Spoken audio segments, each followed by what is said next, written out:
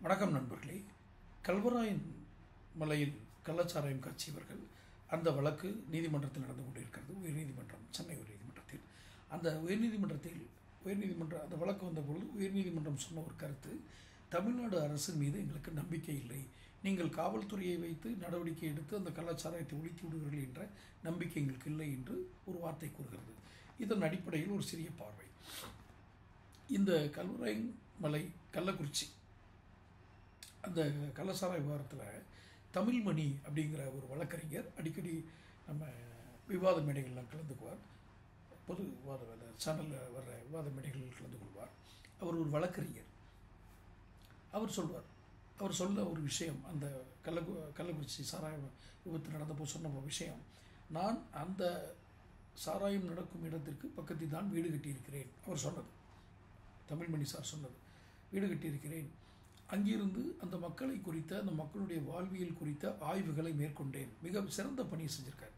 ஏன் இவர்கள் சாராயம் காய்ச்சுபவர்களாக தொடர்ந்து ஈடுபடுகிறார்கள் என்று அவர் சொல்லும் பொழுது ஒரு அதிர்ச்சியான தகவலை சொன்னார். முதலாக இப்படி ஒரு தொகுதி, இப்படி ஒரு பகுதி இருக்குது, இதற்கு தேர்தல் நேரத்தில் இந்த மக்கள் வாக்களிக்க வேண்டும் என்று வந்ததே 1970களுடைய மத்தியில் தான். அவர் சொன்ன வருஷம் சொன்னார் தெரியல, ஆனால் 1970 மத்தியில் தான். அப்போ தான் இது இந்திய வரைபடத்திலேயே வந்திருக்கிறது. அங்கிருந்து தாலுகா ஆஃபீஸு, கலெக்டர் ஆஃபீஸ் போய் அப்புறம் அது சட்டசபை தொகுதிகளில். அதில் என்ன சிக்கல்னா, கொஞ்சம் சேலம் மாவட்டம், கொஞ்சம் கள்ளக்குறிச்சி மாவட்டம், கொஞ்சம் விழுப்புரம் மாவட்டம்னு 3 மாவட்டங்கள் கலந்த ஒரு மலைப்பகுதியாக இருந்திருக்கு.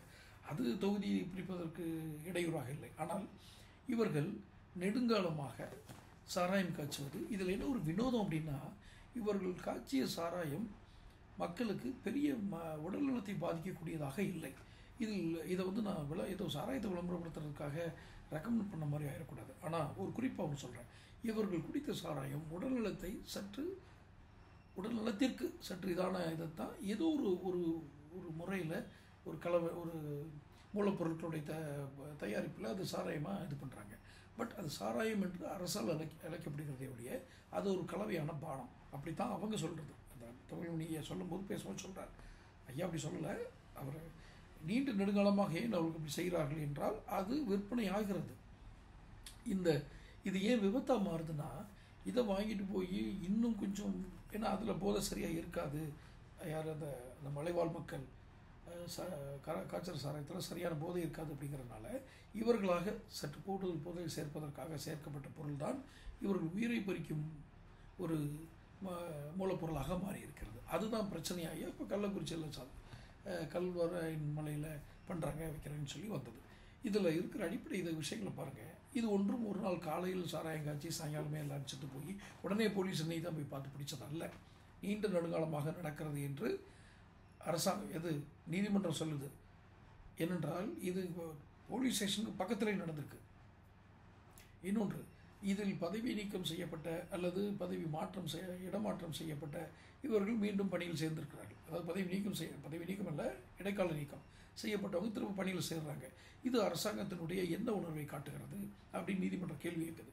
இதையெல்லாம் கடந்து ஒரு சாமானிய மக்கள் சாராயம் காய்ச்சி தான் வாழ வேண்டும் என்ற நிலைக்கு தள்ளப்பட்டது எந்த அரசு செய்த குற்றம், யார் செய்த குற்றம்? தொடர்ந்து சேனல் பாருங்கள். நாம் இந்த கருத்துக்களை வைத்து வாதிப்போம். நன்றி.